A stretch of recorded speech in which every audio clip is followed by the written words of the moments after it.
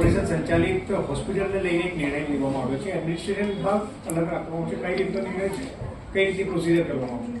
અમદાવાદ મહાનગરપાલિકા સંચાલિત શારદાબેન હોસ્પિટલ અને એલજી હોસ્પિટલ, આ બંને હોસ્પિટલમાં રોજની 3 થી 4 હજાર ઓપીડી એટલે દૈનિક 8 થી 10 હજારની ઓપીડી હોય છે. ત્યાં આગળ જરૂરિયાતમંદ લોકો દવા લેવા માટે અને લગભગ 1000 કરતાં વધારે લોકો ઇન્ડોર પેશન્ટ તરીકે સારવારમાં લેતા હોય છે. હાલ આ હોસ્પિટલની આપણે વાત કરીએ કે સંભાળ સુપ્રિન્ટેન્ડન્ટ દ્વારા ક્લિનિકલ અને નોન ક્લિનિકલ બંને પ્રકારની એની વાત કરીએ કે પ્રક્રિયા પર એમને ધ્યાન આપવું પડતું હતું.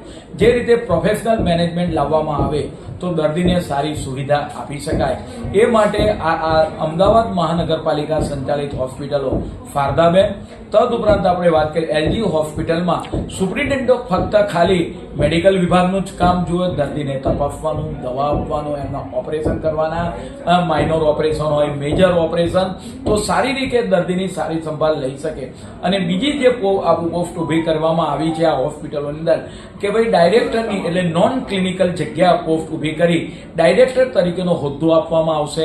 પરિણામે જેમ પ્રાઇવેટ હોસ્પિટલમાં ઝડપી સારી સુવિધા મળે છે એવી જ પ્રાઇવેટ હોસ્પિટલની જેમ ફિલિંગ થાય એ રીતે ડાયરેક્ટરની પોસ્ટ ઊભી કરીને એડમિનિસ્ટ્રેટિવ વર્ક આ ડાયરેક્ટરના અંડરમાં કરવામાં આવશે. જેમ કે કર્મચારીની હાજરી હોય, હોસ્પિટલની સફાઈ હોય, હોસ્પિટલમાં આવતું જે ખાવાનું છે એની ચકાસણી કરવાની હોય, આવા અનેક જે નિર્ણયો છે જે એડમિન વિભાગમાં કરવાના હોય છે એ એડમિન વિભાગ માટે આ બંને હોસ્પિટલમાં એક ડાયરેક્ટરની નોન ક્લિનિકલ જગ્યા ઊભી કરવામાં આવી છે.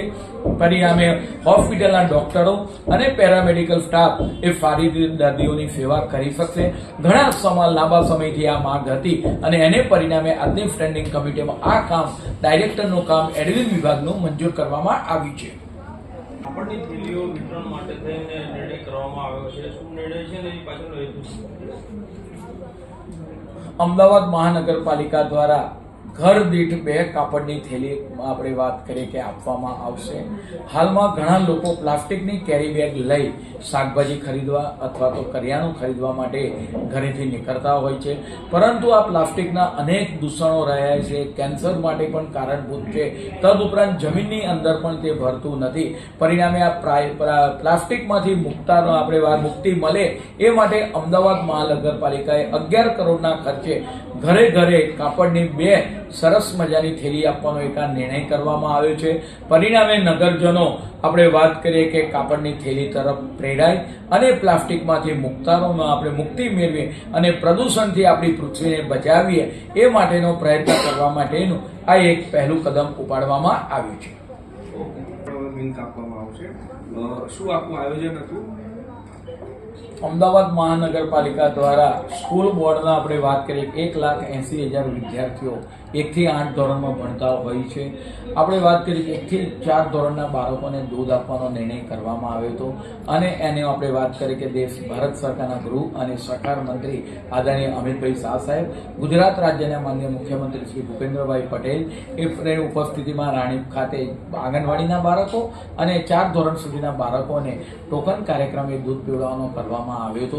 દૂધ એ સમતોલ આહાર છે અને પરિણામે આપણે વાત કરીએ કે બાળકને સમતોલ આહાર મળી રહે, વિટામિન્સ અંદર મળી રહે, કેલ્શિયમ મળી રહે અને બાળક સશક્ત અને તંદુરસ્ત થાય એ માટે આપણે વાત કરીએ કે 1 થી 4 ધોરણના બાળકનું સ્ટેન્ડિંગ કમિટીમાં કામ મંજૂર કરવામાં આવ્યું હતું.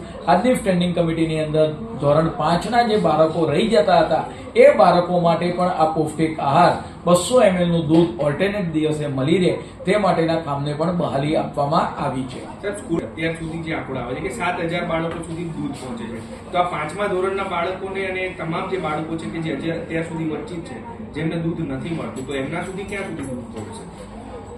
સ્કૂલ બોર્ડના તમામ બાળકોને 23 જાન્યુઆરીના રોજ આનું આપણે વાત કરીએ કે ઓપનિંગ કરવામાં આવ્યું હતું. ત્યાર પછી આ પ્રક્રિયા આપણે વાત કરીએ લોકાર્પણ થયા પછી થોડો 15 દાડાનો સમય લાગતો હોય છે. આ લગભગ આપણે વાત કરીએ કે 15 ફેબ્રુઆરીની આસપાસ તમામ સ્કૂલોની અંદર આ બાળકોને આ દૂધ વિતરણ ઓલ્ટરનેટ દિવસે કરવામાં આવશે. CSTV news channel editor Mittal Parmar, Ahmedabad.